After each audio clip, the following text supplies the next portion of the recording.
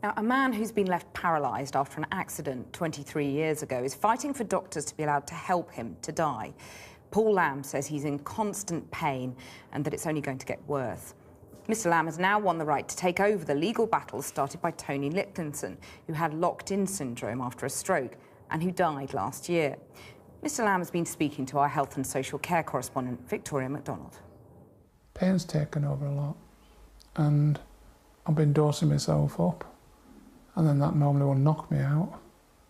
And so I find a lot of my days, I'll get out of that bed, I'll make a start on there, I'll fall asleep in the chair, and then wake up and just be hurting that much.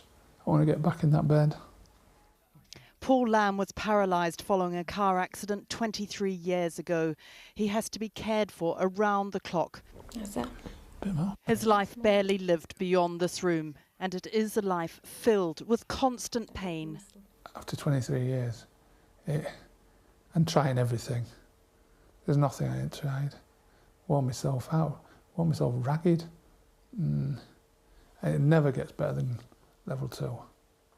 Now then you take it a step further, and level 8 is when I have to be in that bed. I'm doubled up. So next month, Mr Lamb will become the latest person to challenge the right to die law. And last night an anonymity order on him was lifted so he could speak out. He has in fact been given permission to take up where Tony Nicklinson left off. And indeed, he was inspired by the sight of Mr Nicklinson weeping as he learned he had lost his court battle to have that help to die. Jane Nicklinson, who is also carrying on her late husband's fight, welcomed Mr Lamb's decision. It's huge that he's taken over the case and also that he's agreed to go public. I couldn't carry on with the case, really. We needed someone in a position similar to Tony to carry on with it, and Paul has agreed to do so. Over the years, we've seen a number of people come to these courts seeking protection for their loved ones or their doctors should they help them to die. But invariably the rulings have been the same. What the judges say is it's not a matter for the courts, it's a matter for Parliament to decide. Mr Lamb's lawyers will use the necessity argument, as they did with Tony Nicklinson.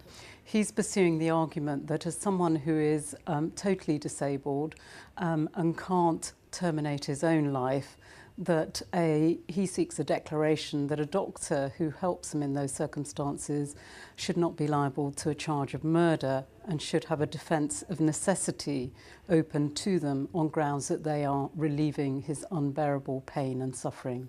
Mr Lamb is clear that he does not want to die right now, but he does know that the time will come. I'm settled to the fact that it's not going to get any better, but potentially can get a lot worse. And I don't know how much is in me to take worse, because it is bad. Yeah, at times, horrendously bad. And because of that, he says it is worth this fight, in the hope that he will have the choice of when and where he dies.